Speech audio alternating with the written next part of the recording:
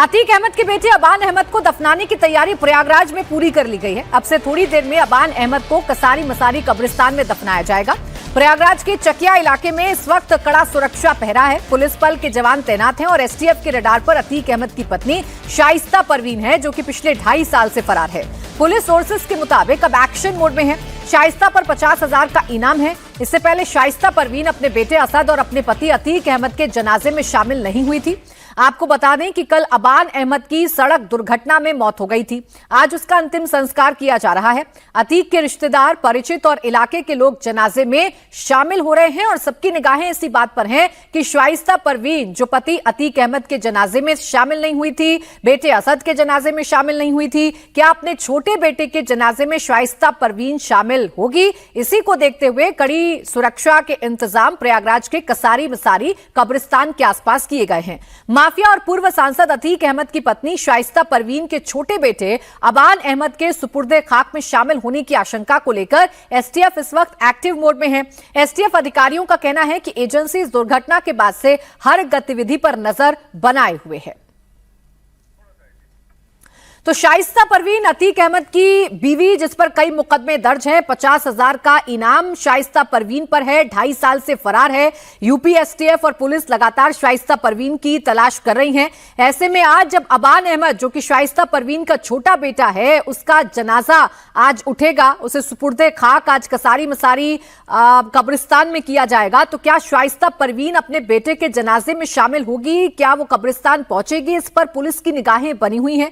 कब्रिस्तान के आसपास चाक चौबंद व्यवस्था पुलिस ने कर दी है। एसटीएफ भी पूरी तरीके से एक्टिव है शाइस्ता परवीन का पता लगाने के लिए कि आखिरकार शाइस्ता परवीन कहां पर छिपी हुई है। हालांकि अगर अतीक अहमद के पूरे परिवार की बात करें तो अतीक अहमद के 2 बेटे उमर और अली इस वक्त जेल में बंद हैं। एक बेटा असद एनकाउंटर में मारा गया है। बाकी बचे 2 बेटों में से एक की कल मौत हो गई है। अब एक छोटा बेटा अतीक अहमद का बचा है जो पढ़ाई कर रहा है। वहीं शाइस्ता परवीन लगातार फरार है। भाई अशरफ की अतीक के साथ ही हत्या कर दी गई थी और अशरफ की पत्नी भी लगातार फरार चल रही है, जिसकी तलाश यूपी एसटीएफ को है। फिलहाल अबान अहमद की मौत के बाद क्या शाइस्ता परवीन से पर्दा हटेगा? क्या शाइस्ता परवीन सामने आएगी? इस पर सभी की निगाहें बनी हुई हैं। रुचि कुमार मेरी सहयोगी इस वक्त हमारे साथ जुड़ गई हैं। रुचि, बताइए क्या जानकारी आपके पास मिल रही है? यूपी एसटीएफ की क्या तैयारी है जनाजे को लेकर और सुपुर्दे खाक आज जब अबान अहमद को किया जाएगा तो कितनी मुस्तैद पुलिस नजर आएगी प्रयागराज में? कि जो कब्रिस्तान है वहाँ पे, जहाँ पे अतीक अहमद का अंतिम संस्कार हुआ था, अतीक के पिता का हुआ था, अशरफ का हुआ था, वहीं पे अबान को दफनाया जाएगा। वहाँ पे पुलिस लगाई गई है। लेकिन जहाँ तक बात है शाइस्ता परवीन की, तो पुलिस और जो एसटीएफ के सोर्स हैं उनका कहना है कि ऐसी उम्मीद कम ही लग रही है कि शाइस्ता परवीन अपने बेटे के अंतिम संस्कार में शामिल होगी, दफनाए जाने के टाइम वो मौजूद होगी।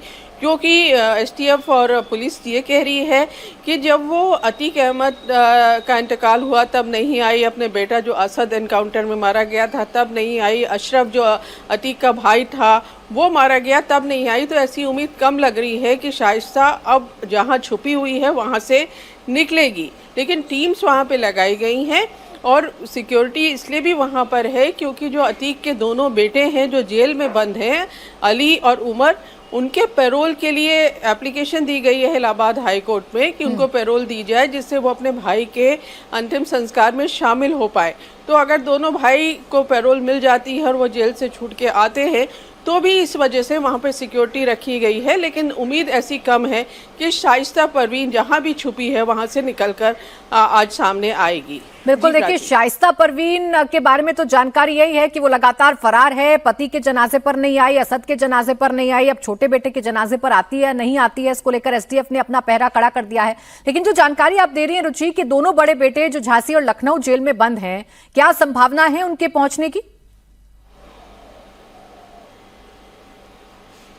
देखिए, एक एप्लीकेशन लगाई गई है इलाहाबाद हाई कोर्ट में, क्योंकि पैरोल मिल सकती है अगर घर में किसी की मौत हो जाती है और अंतिम संस्कार में जो कैदी है, जो जेल में बंद है अपराधी, वो शामिल होना चाहता है, तो उसको ये अधिकार है कि वो पैरोल मिल जाए।